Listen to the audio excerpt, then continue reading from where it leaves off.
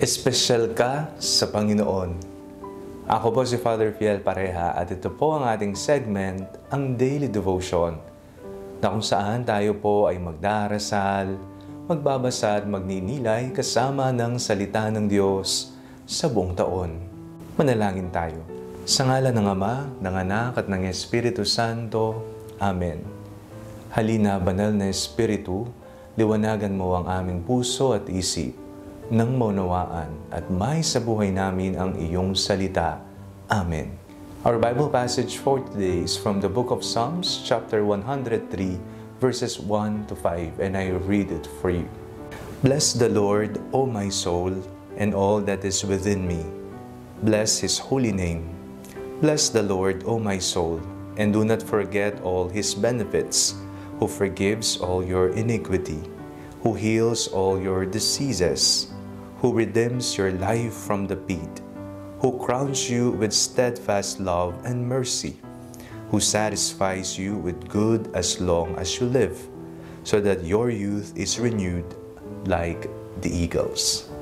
Espesyal tayo sa mata ng Diyos, at dahil tayo ay mahalaga, kasiyasiya, at minamahal ng Ama, napakinggan po natin sa ating binasang salmo sa araw na ito kung papaanong ano-ano yung mga bagay na patuloy na nararanasan natin sa Kanya. Mga pagpapala, mga grasya na kung titingnan po natin, hindi natin deserve. Alam po natin ang ating mga pagkukulang. Alam po natin ang ating mga pagkakamali. Alam po natin ang ating mga kasalanan. Pero bakit ang Diyos na ito ay patuloy na nagmamahal, patuloy na nagbibigay ng grasya sa atin? Narito ang sinabi ng salmista, ang sabi, who forgives all your iniquity, who heals your diseases.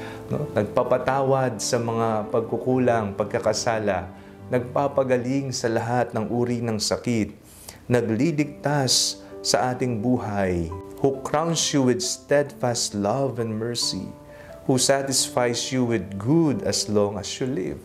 Habang nabubuhay ka, lahat ng mabuti ipinagkakaloob niya sa iyo. Ikaw ay tunay ngang espesyal sa mata ng Diyos. Nakikita ba natin kung papaano tayo tinitingnan at pinakikitunguhan ng Diyos? Para sa Kanya, tayo'y mahalaga at espesyal. Ito ba'y nakikita natin sa sarili natin? O tayo ay nagbubulag-bulagan at hindi natin alam na ganun pala yung pagtingin sa atin ng Panginoon. Ganun pala ang trato ng Ama sa atin. Kaya hindi natin na-appreciate ang ating relasyon sa Kanya. Hindi natin ibinabalik ang para sa Kanya. Sana magkaroon po tayo ng mga mata, ng pananampalatayang marunong tumingin na tayo'y mahalaga sa Kanya. At maibigay nawa natin, alam po natin na hindi naman karagdagan sa karangalan o sa pagka-Diyos ng Panginoon ang ating mga papuri at pasasalamat. Pero bilang mga anak niya, mga tagasunod, ito'y marapat na ipakita natin kung papaanong mahal natin siya, nananalig tayo sa Kanya, at espesyal din siya at may puwang sa ating mga puso. Manalangin tayo. Panginoong Jesucristo, patawad po sa mga pagkakataon na hindi po namin minamahal ang aming sarili, ang aming kapwa at kayo. Nawa magkaroon po kami ng mga mata na marunong kumilatis, tumingin sa pagmamahal na iyong ibinibigay at ipinadarama sa amin, at ang pagmamahal nawang ito ay maipasa namin sa iba. Amen. Sa ngalan ng Ama, ng Anak at ng Espiritu Santo. Amen. Huwag po ninyong kalimutang i-like ang video ito, mag-comment po kayo and share it with your family and friends. Ang panalangin bago matulog ay may sariling Facebook page na po.